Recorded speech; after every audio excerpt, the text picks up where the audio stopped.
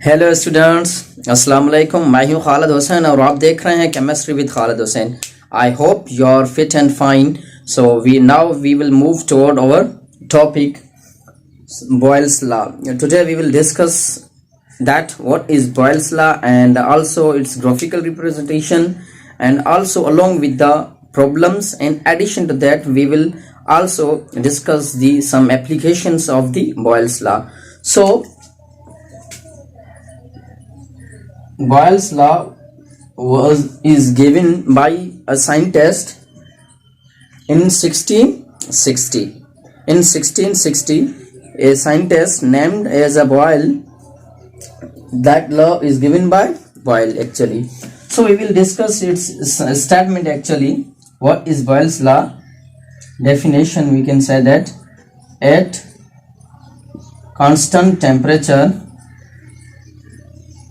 the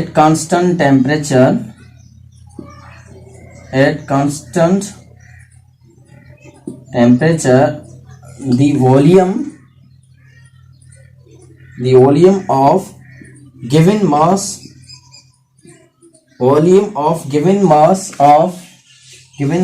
of gas is inversely proportional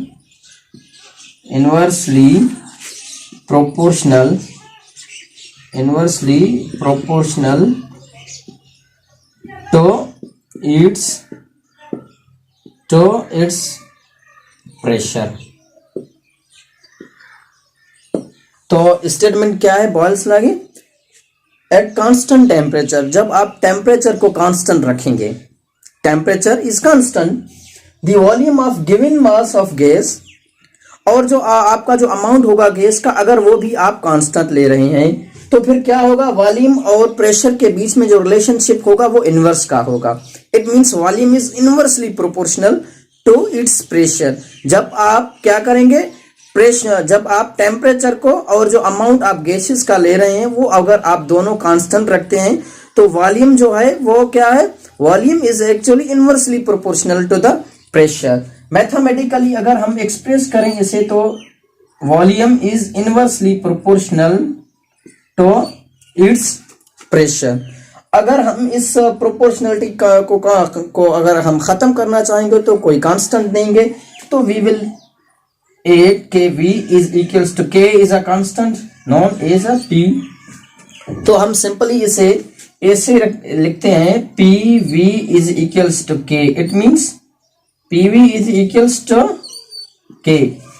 तो ये statement है कि अगर आपके पास this law is states that at constant temperature, जब आप टेम्परेचर को भी कांस्टेंट रखते हैं और जो आपका अमाउंट है गैसेस का वो भी आप कांस्टेंट रखें, ये दोनों आपके कांस्टेंट हैं, तो फिर क्या होगा? जैसे ही आप अगर वॉल्यूम कम करेंगे तो प्रेशर इंक्रीज होगा, अगर आप प्रेशर कम करेंगे तो वॉल्यूम इंक्रीज होगा. It means both are actually inversely proportional with each other. It means volume is inversely proportional to pressure.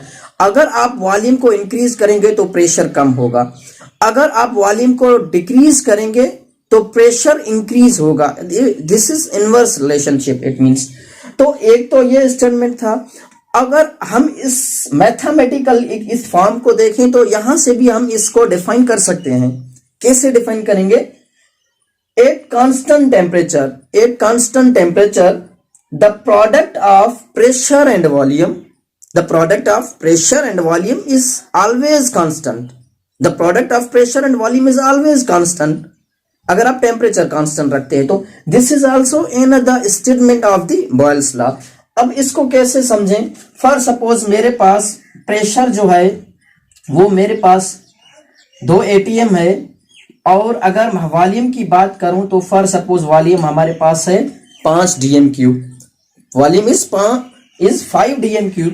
तो अगर हम देखें तो हमारे पास है PV is equals to K constant. PV is equals to K constant. तो अब इसमें क्या होगा? 2 into 5 is equals to 10. K जो कांस्टेंट का वैल्यू आया वो K का वैल्यू कितना आया हमारे पास? 10. It means 10.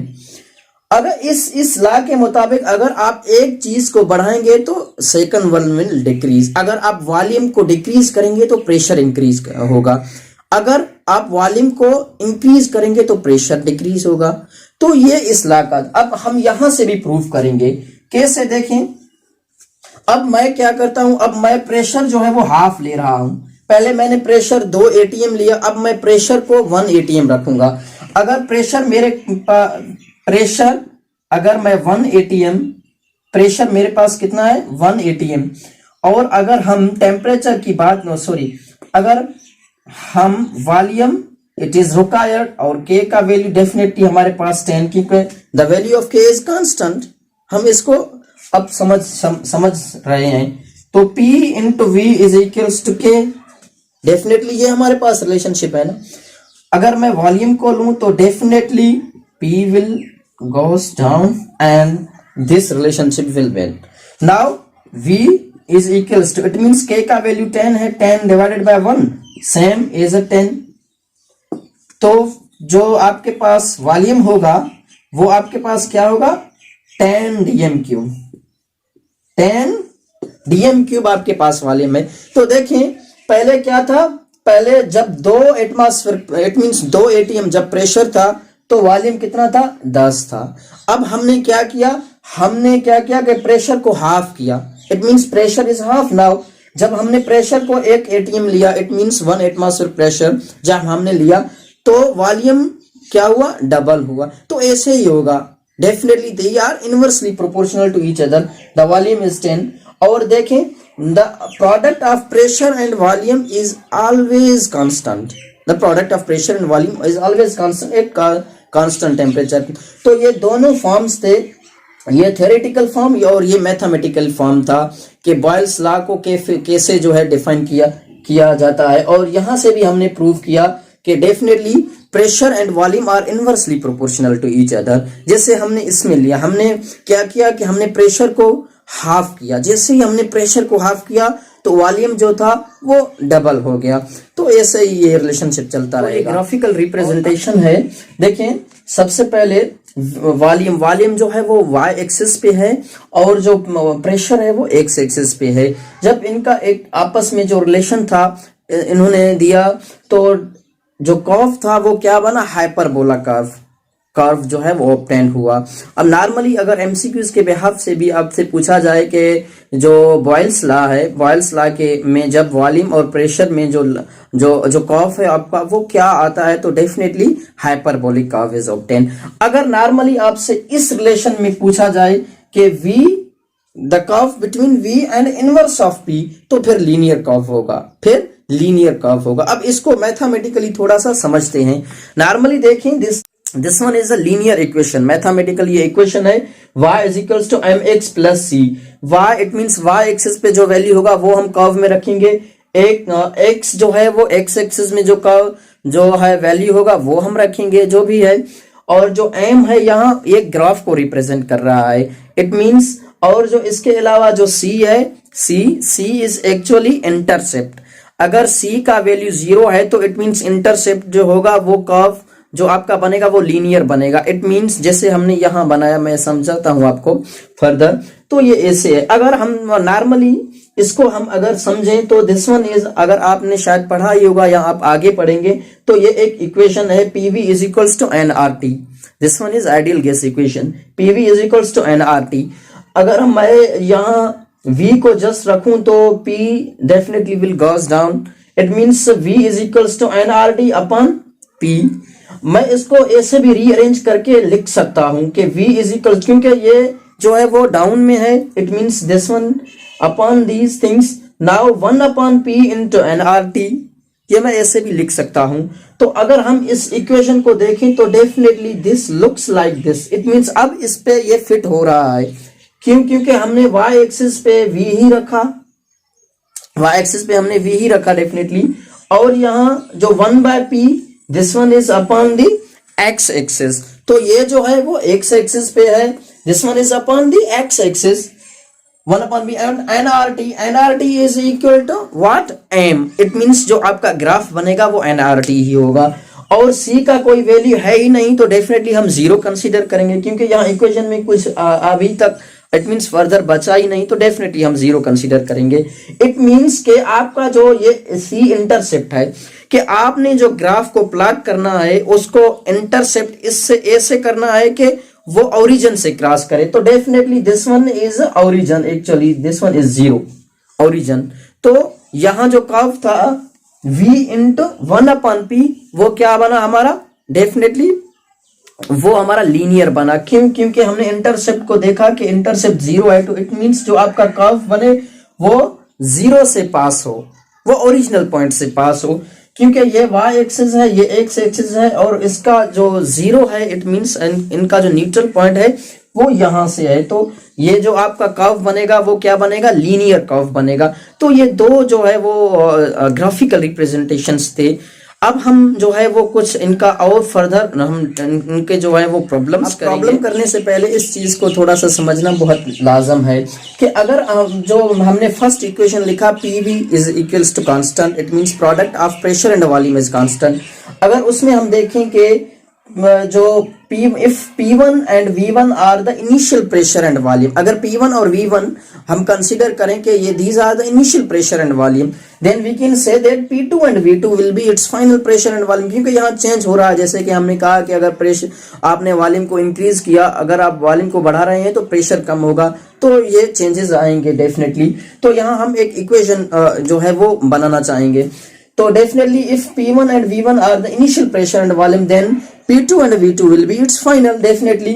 तो PV is equals to constant, P1 V1 is equals to initial, it means these are the initial pressure and volume, P2 V2 will be its final pressure and volume। तो definitely ये एक linear equation की तरह ही होगा कि P1 V1 is equals to P2 and V2, P2 into V2। तो ये आपका इक्वेशन है, इससे ही आपके जो है बॉयल्स लॉ से रिलेटेड जो प्रॉब्लम्स होंगे वो सॉल्व होंगे। तो this one is a fundamental equation Boyle's for the Boyle's law, कि बॉयल्स लॉ के जो आपके पास जो प्रॉब्लम्स आएंगे इस इक्वेशन से ही वो सॉल्व होंगे। तो अब हम एक एग्जांपल जो है वो सॉल्व करेंगे, एक प्रॉब्लम। क्वेश्चन है हमारे पास, what does volume 400 cubic centimeter sample of a gas at 700 tar occupy when the pressure is changed to 2 atm। इसके कहने का मतलब है कि फर्स्ट में जो वॉल्यूम है वो 400 क्यूबिक सेंटीमीटर है, जब आपका जो प्रेशर है वो 700 टार है। अगर हम प्रेशर को इंक्रीज कर रहे हैं 2 एटमॉस्फेयर तक ले जाते हैं, तो आप बताएं कि वॉल्यूम जो है वो कितना होगा। तो डेफिनेटली ये हमारे पास डेटा है, V1 400 cubic cm, pressure P1 जो हमारे पास है वो 700 टार है, आपका P2 2 एटमॉस्फेयर प्रेशर है, और आपका जो V2 है वो आपको फाइंड करना है। अब इसमें सबसे पहले इस चीज को आप नोट कर लें कि यहाँ जो है P1 and V1, it means P1 और P2 ये आपका दोनों, ये आपके दोनों जो है वो उनका यूनिट सेम नहीं है। एक को उन्होंने आपको ATM में दिया हुआ है और second one is in the torr. Now you have to convert it, आपको यूनिट सेम रखना है। अब आप कैसे रखेंगे, देखें 1 ATM, एक ATM में आपके पास कितने टार हैं, 760 जो है वो टार हैं आपके पास एक ATM में। ATM is a bigger unit than that of torr normally, अब अगर हम इसे कहें तो यहाँ उन्होंने क्या किया, आपको 700 टार दिया, तो डेफिनेटली आपको ATM में कन्वर्ट करना ही है। आपने देख ATM में कन्वर्ट करना, 700 टार डिवाइडेड बाय 730, तो आपके पास जो हम क्या मालूम करें, P1 मालूम कर रहे हैं, तो definitely your result will be ATM।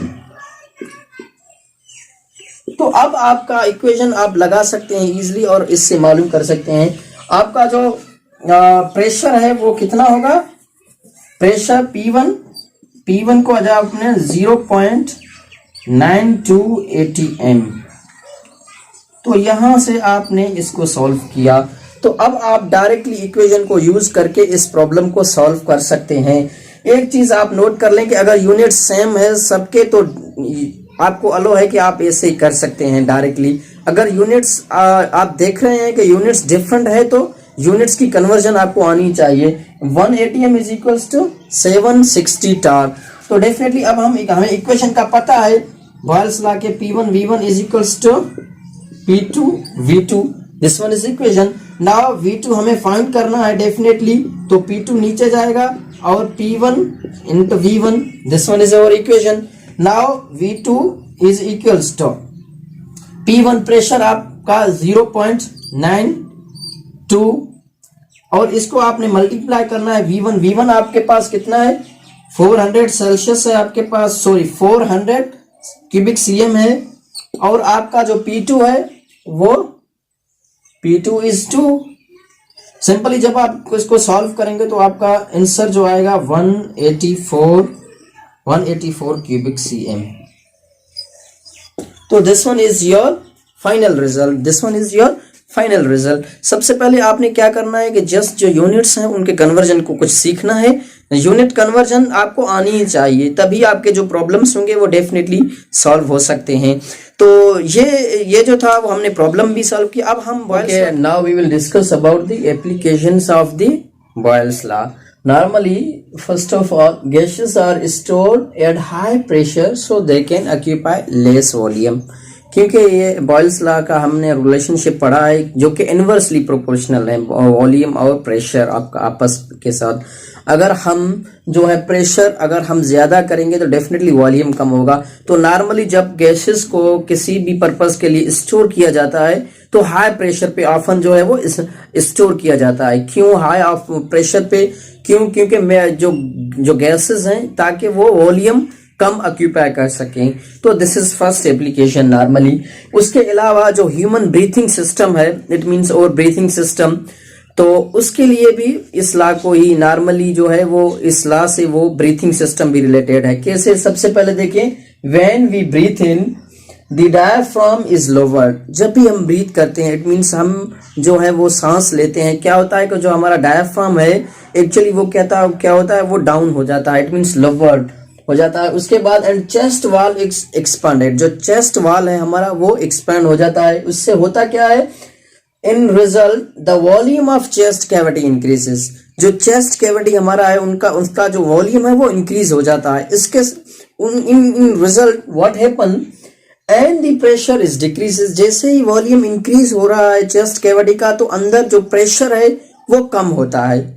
अब जब प्रेशर कम हो जाता है तो डेफिनेटली जो आउटसाइड प्रेशर है वो हाई है, जो आउटसाइड में एयर है उनका प्रेशर हाई है। तो डेफिनेटली क्या होता है कि air moves from outside, it means we inspire. Normally हम ऐसे कहते हैं कि हम जब रेस्पायर करते हैं, रेस्पिरेटरी सिस्टम जो हमारा है, तो डेफिनेटली क्या होता है कि decreases pressure and hence air moves from outside because pressure is high outside। तो एयर जो है वो मूव करता है आउटसाइड। तो ये था कि कैसे ब्रीथिंग सिस्टम में इन्वॉल्व है। उसके अलावा जब हम ब्रीथ आउट करते हैं इट मींस जब सांस हम एक तो लेते हैं, दूसरा जो हम ऐसा जैसे हम जो कार्बन डाइऑक्साइड है जैसे वो हम खारिज करते हैं। तो इसमें होता क्या है, डायफ्राम राइज अप। जो डायफ्राम है पहले लोअर होता था, इट मींस नीचे चला जाता, अब डायफ्राम राइज अप। तो उससे होता क्या है कि चेस्ट का जो चेस्ट कैविटी है, जो चेस्ट कैविटी है इन result chest cavity contracts, chest cavity contract. जैसे चेस्ट कैविटी कॉन्ट्रैक्ट होता है तो definitely in result what happen the volume of the chest cavity is decreases, it means volume decreases. जैसे ही contract होता है तो वॉल्यूम डिक्रीजेस, इट मींस जब volume जो डिक्रीज होता है तो वहां जो अंदर प्रेशर है उनका वो प्रेशर इंक्रीज हो जाता है क्योंकि वॉल्यूम डिक्रीज हो जाता है। तो pressure is increases, it means pressure increases, pressure rises. In result some air force out, जैसे हम कहते हैं कार्बन डाइऑक्साइड जो है वो खारिज होता है। तो ये था कि ब्रीथिंग सिस्टम में कैसे इन्वॉल्व है। तो ये मैंने जो है वो पिक्चर भी आपको जो है इसका दिखाया है, आप अपनी स्क्रीन पर पिक्चर भी देख सकते हैं। तो ये था कि कैसे ब्रीथिंग सिस्टम में जो है वो ये इन्वॉल्व है बॉयल्स लॉ। ये this is also we can say that application of the Boyle's law. तो ये था आज के लेक्चर में। होप के आपने बहुत कुछ सीखा होगा। अभी तक आपने हमारा चैनल सब्सक्राइब नहीं किया तो चैनल को सब्सक्राइब करें ताकि आइंदा भी आप आसानी से नोटिफिकेशंस हासिल कर सकें।